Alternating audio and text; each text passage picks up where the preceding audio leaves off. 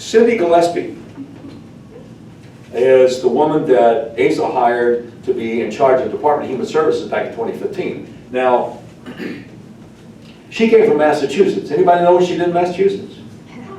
She worked for Mitt Romney. She helped him put together Romney Care, which was the kind of the blueprint for Obamacare. And Asa, just get elected, just get in office. Well, she'd be great because we're going to do this thing called Medicaid expansion. We don't want to call it Obamacare, but you know, it's the same thing. Let's get her down here. Private option. Yeah, private option. Well, Arkansas works. They kept on changing the name. Yeah. Thanks for reminding me. But you know, I talked to farmers, and they tell me about the Arkansas Division of Environmental Quality and how it makes their lives miserable. And I looked at the woman who's in charge of it, and she's you know, some kind of climate change wacko. I just got this crazy idea, why not put a farmer in charge of the agency that's supposed to regulate farmers? You know? Thank you. You got this Economic Development Commission, and as far back as I can tell, whether the governor is Democrat or Republican, they always put somebody from academia over this, instead of somebody who's actually had to make a payroll. Why not just, you know, if you're trying to develop the economy, why not get somebody who's been able to develop the economy by having to make a payroll? I get crazy ideas like that. But you know, it's just so crazy it might work. Yeah, Walmart, look. I love the low prices every day, and they give a lot of people jobs and everything, but I'm sick and tired of Walmart and the Chamber of Commerce jamming their liberal ideologies down our throats. It's time they stop running this state. Because that's why Asa vetoes bills that his own party passes. If the Waltons say jump, Asa's like, well, how high? Yeah, I'm not as young as I used to be. I'm sorry, I'm not trying to do Mr. Rogers, so I apologize if I'm kind of veering there. But it's got to stop, and like I say, politicians have told me, well, you got a steep uphill climb, man, she's raised all those millions.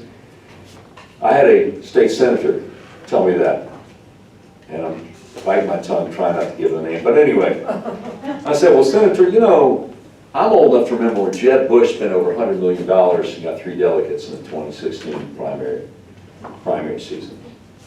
And I'm old enough to remember that Hillary spent more than twice what Trump spent. So if money was all that's at issue here, Jeb would have been our nominee and Hillary would have wiped the floor. But that didn't really happen. And his smile turned to a frown because he didn't have an answer.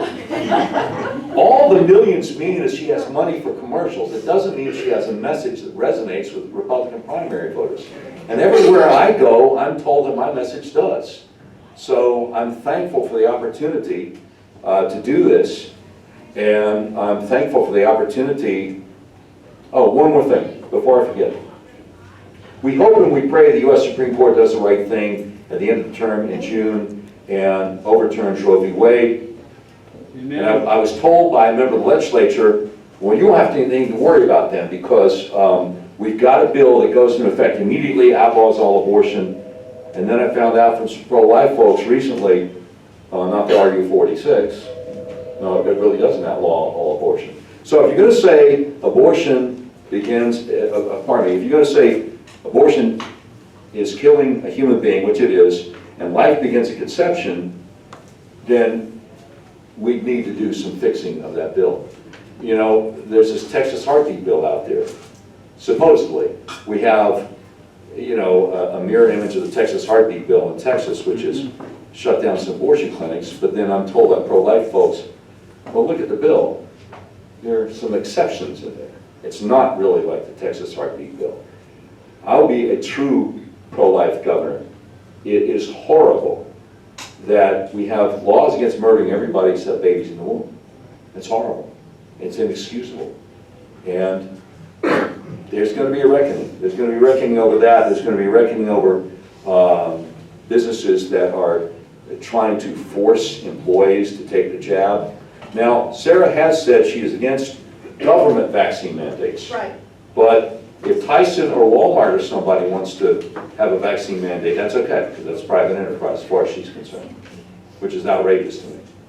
And she didn't want to talk about it. Anyway, I've spoken long enough, and in case anybody has any questions, feel free to ask.